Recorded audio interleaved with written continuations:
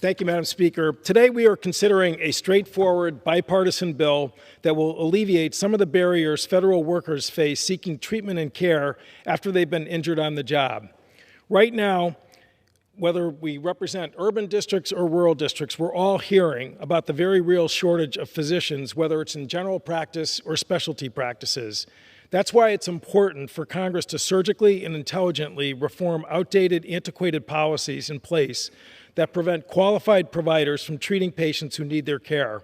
This bill achieves that goal for federal employees who need treatment for workplace injuries or illness and will allow qualified, licensed nurse practitioners and physician assistants to treat these patients safely and competently and be reimbursed under the Federal Employees Compensation Act.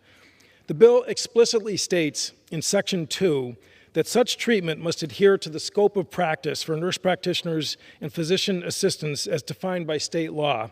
I repeat, the bill was carefully crafted so that it does not encroach on the authority of state health licensing boards to determine the scope of practice.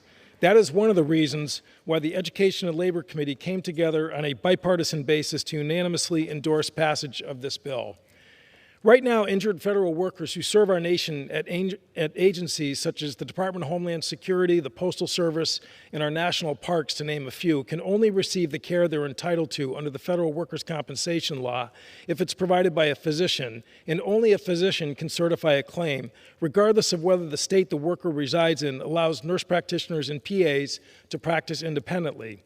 As any healthcare patient in America knows, nurse practitioners and physician assistants are a growing portion of primary care and healthcare workforce nationwide, especially in rural areas. Patients are ably and safely treated by NPs and PAs in these settings every day, and having the capability to be treated by a nurse practitioner or physician assistant increases access to more timely treatment, particularly in parts of the country experiencing physician shortages. The benefit of increased access was confirmed by the Congressional Budget Office in their analysis of this bill, which found that it would have no impact on direct spending by the government. Given the challenges some federal workers have in accessing their federal workers' comp benefits, allowing these providers to be reimbursed for the care they provide within the scope of their practice is an extremely common sense improvement.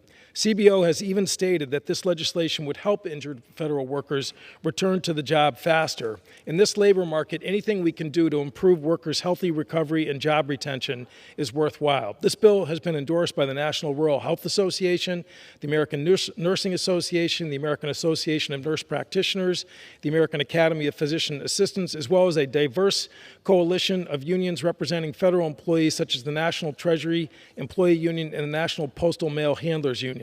Further, the Department of Labor's Office of Workers' Compensation Programs, which administers the Federal Employee Compensation Act for federal workers, as diverse as in agencies such as the Pentagon, the Department of Homeland Security, Interior, and Veterans Affairs, has confirmed that this legislation would help alleviate barriers that create delays for such claimants and would expand injured workers' access to medical treatment.